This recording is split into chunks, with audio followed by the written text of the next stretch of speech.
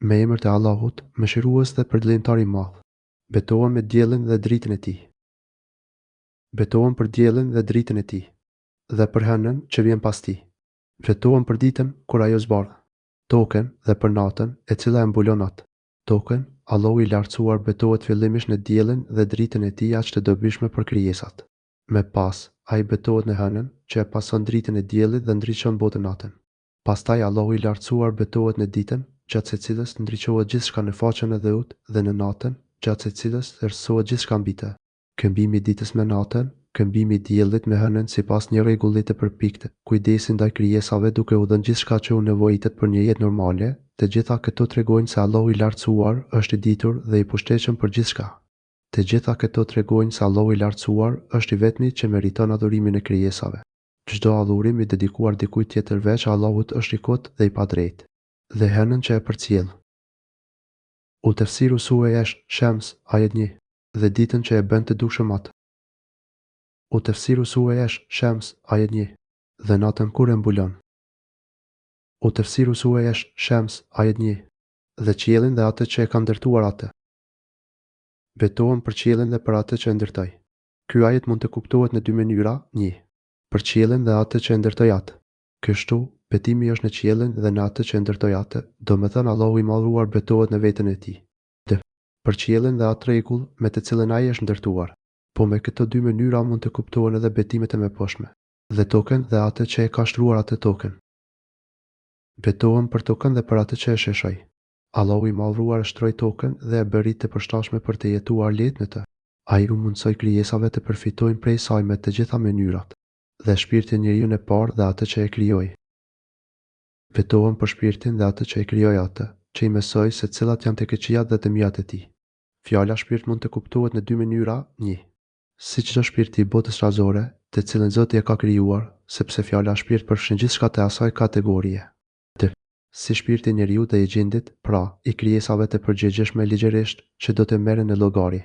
Këtë qëndrim e përforcon edhe vijimi i ajeteve. Sidoqoftë, shpirti është një argument madhështor që e meriton që Zoti të betohet në të. Shpirti është një krijesë e jashtëzakonshme e Allahut. Ai është aq i lehtë dhe i imet, i shpejt në lëvizje dhe ndryshim, ai ndikohet dhe reagon shumë shpejt dhe në mënyrë të çuditshme. Ai bart në vete ambicie, dëshira, pasione, synime, dashuri dhe urrejtje. Ai ndryshon dhe lëviz mes këtyre gjendjeve shumë natyrshëm. Nëse nuk do të ishte shpirti, trupi i njeriu do të ishte thjesht një statuje pa jetë dhe e padobishme. Kështu, krijimi i shpirtit, me të tilla cilësi dhe tipare, është një shenjë e madhe e madhështisë së krijuesit të tij. Ua ka shpjeguar të mirën e të keqen. U tefsiru sure Shams, ajet 7. Me të vërtetë, ai që e pastron atë shpirtin, do të jetë i lumtur. Me siguri, ka shpëtuar ai që e pastroi shpirtin, kuptimi, ka shpëtuar ai që pastroi vetveten prej gjunave, ai që e ruajti veten prej mangësive, ai që e lartësoi veten nëpërmjet bindjes ndaj Zotit dhe adhurimit të tij, që u pajis me dije të dobishme dhe që punoi sipas saj, në shenjë dashurie, madhërimi dhe nështrimi ndaj Zotit të tij. Me të vërtetë do të humba ai që e devijon atë shpirtin. Dhe ka dështuar ai që e poshtëroi atë. Domethënë, e ka poshtruar shpirtin e vet, këtë krijesë aq të vyer të Zotit, e cila kursesi nuk e meriton të përdoset. Shpirti nuk duhet ngarkuar me gjunave, por duhet pastruar me vepra e cilësit që e plotësojnë atë. Populli i Thamudit, nga shfrenimi i vet, ka përgënjeshtruar. Thamudi mohoi për shkak të arrogancës së vet. Kur më i keq i tyre u ngrit me të shpejtë, për shkak të arrogancës dhe kryenësisë ndaj të vërtetës, ata mohuan profetin e tyre Salih dhe e shpërfillën porositë e tij. Ata e konsideruan profetin si gënjeshtar dhe, me në krye me të ligun e tyre Kidar ibn Salif, ata ranë dakord për ta therrur devën e papreshme të Zotit, kur nga mesi i tyre u ngrit një fatësese. U tefsiru sure Shams, ajet 11. I dërguar i Perëndis Salihu, ju tha atyre, lëreni devën e Perëndis dhe kujdesuni për kohën kur duhet të pijë ajo. Ndërkohë që profeti u kishte thënë, keni kujdes devën e Allahut dhe mos e pengoni që të pijë ujë. Ata ranë dakord ta shkelin porosinë e profetit Salih, edhe pse ai kërcënoi që të mos e trazonin devën, të cilën Zoti e kishte sjellë si shenjë për vërtetësinë e profetit e tij. Përveç se një shenjë e madhe nga Zoti, deveja ishte edhe begati, sepse ata përfitonin prej çumushit të saj.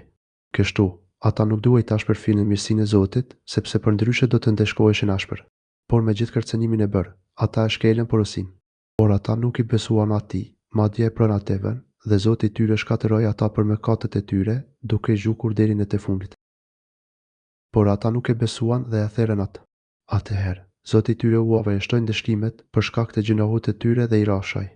Allahu i përshiu ata me ndëshkim, duke u dërguar një britmë të madhe nga sipër dhe një tronditje nga poshtë. Ata u kthyn kufuma të ftohta dhe të gjunizuara. Kështu, në atë vend nuk u dëgjua me asnjë zë që të lutej dhe asnjë zë që të përgjigjej.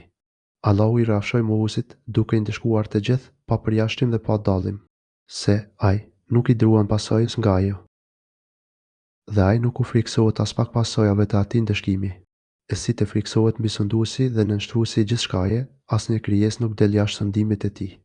Allahu është i urtë në çdo gjë që përcakton në gjithësi dhe në çdo ligj me të cilën ngarkon krijesat e tij. Çdo vepër e Allahut është e drejtë dhe e urtë.